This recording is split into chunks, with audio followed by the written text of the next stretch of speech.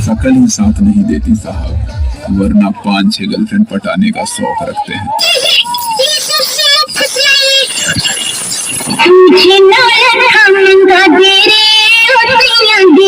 ये तो सब हमारे बजट से बाहर है। एक चीज है कि हम तुम्हें दे सकते हैं।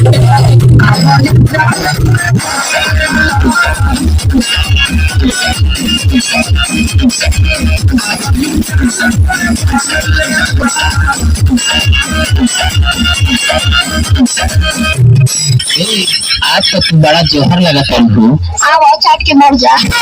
चबनिया सुधार के बोलो ना, तुम खा ले जीविया बेटवा। दीदी